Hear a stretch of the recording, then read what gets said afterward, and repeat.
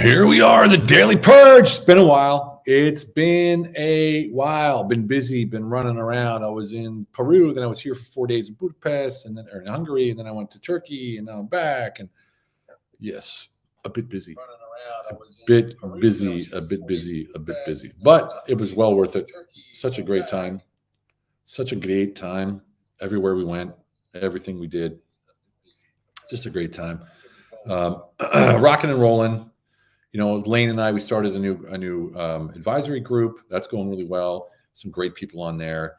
It's just in the group. If you're not in the group, if you haven't been in the group, think about it. In the future, we'll be doing it again.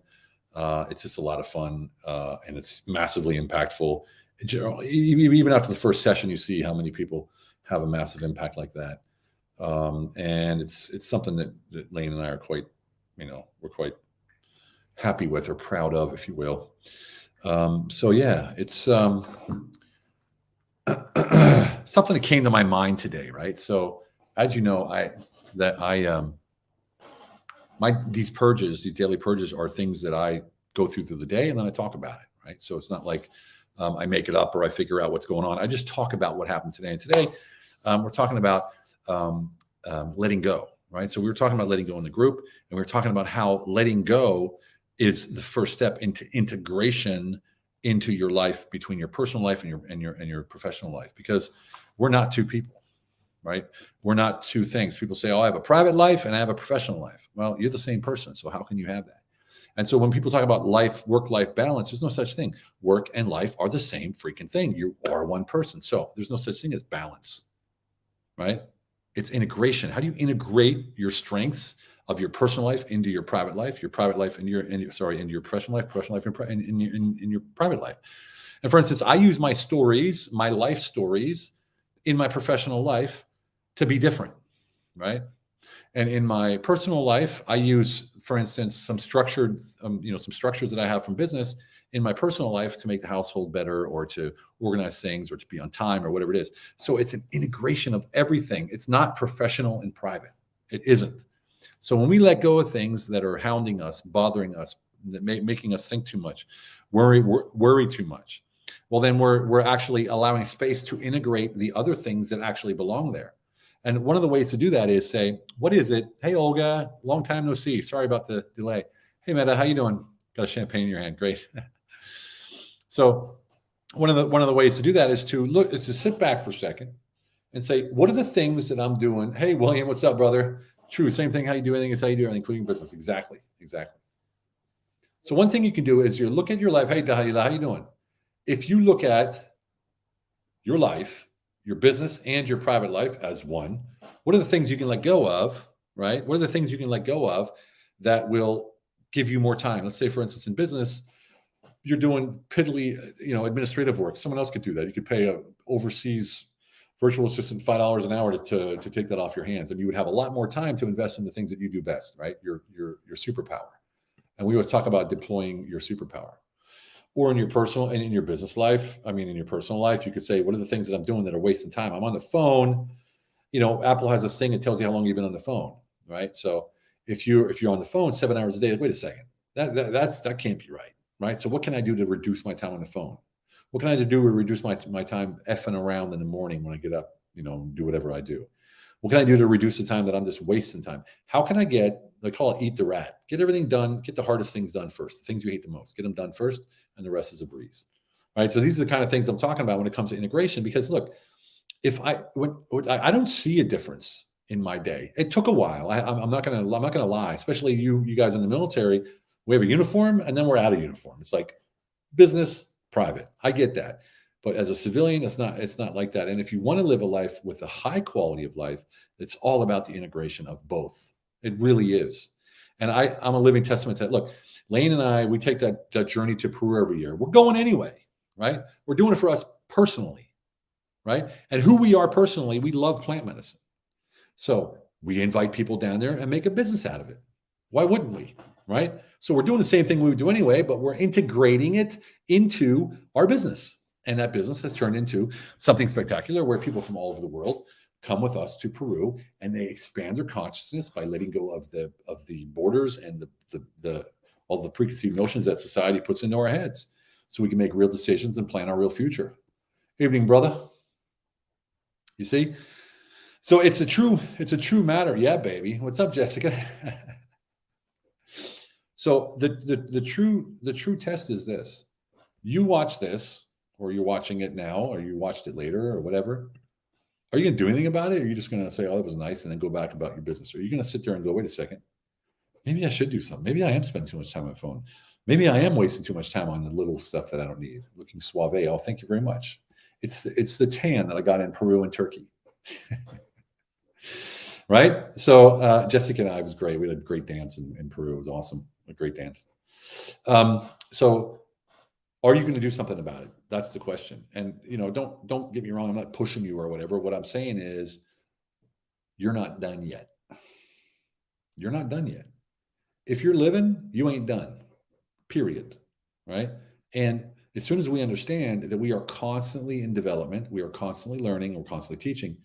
As soon as you embrace that and say, yeah, I'll never be done.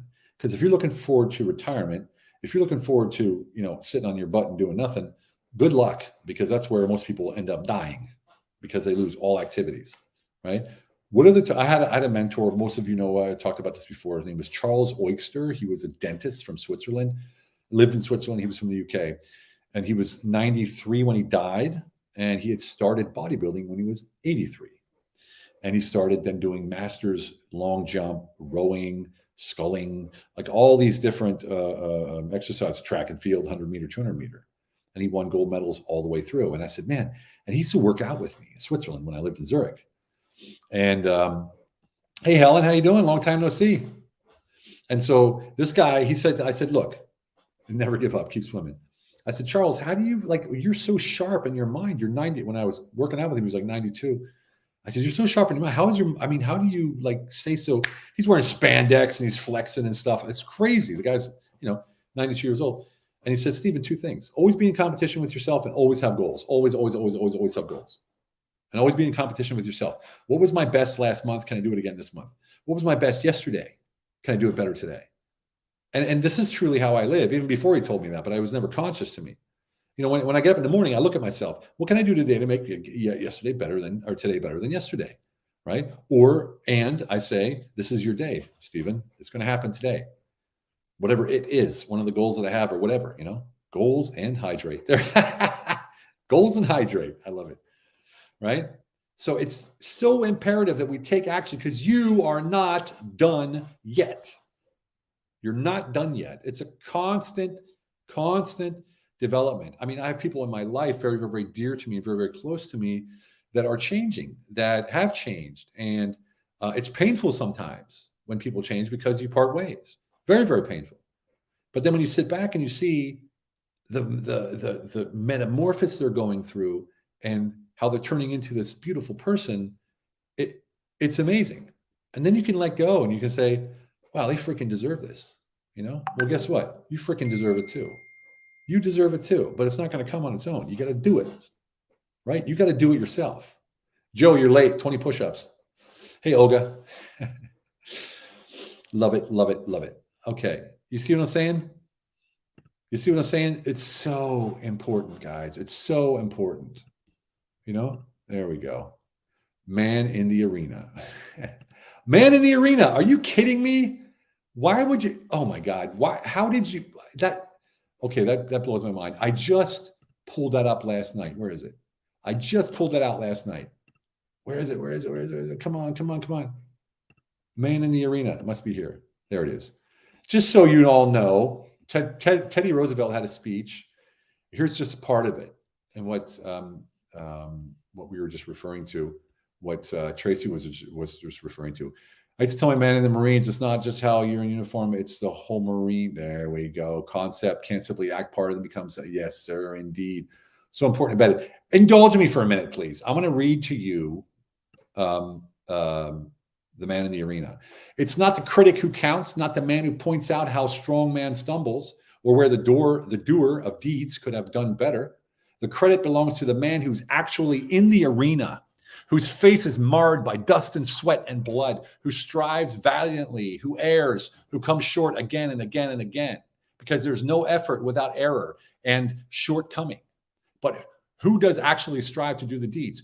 Who knows great enthusiasms, the great devotions? Who spends himself in a worthy cause? Who at the best knows in the end the triumph of high achievement? And who at the worst, if he fails, at least fails while daring greatly, so that his place shall never be with those cold and timid souls who neither know victory nor defeat. Now, you tell me that doesn't blow your freaking mind. Like, what does that tell you? It tells you, be who you are, fight for what you want, go out and grab it, make it yours, right? That's what it's saying. And damned what other people think. Damn what other people think, right? You do you, right? You are not done yet. We got this. That's right, Tracy. Hell yeah, Olga. You understand? I love this. This is what gets me fired up when I think about things like this. Lane told me about that yesterday. It's the first time I ever heard of that, Tracy. And you tell me today it's crazy, right? Crazy. So get out there. You ain't done yet. I just said ain't. I don't know why. I'm not from Texas. But get out there, make it happen, take imperfect action, creating and co-creating with the world around you as you move forward, and gain certainty in your ability to deploy your genius in any given situation that the world throws at you, and it will throw it at you. Okay? Okay? Wow. Let's go do this. I love it. Use that in a couple of speeches and NCOs. Yeah, William, I heard of that for the first time yesterday. See how behind the times I am. Heck, that was Teddy Roosevelt, man. All right. Thank you so much, everybody, for joining in. I have a call with my PTSD therapist. You know, I only talk to him once a month, so I guess I better be on time. All right.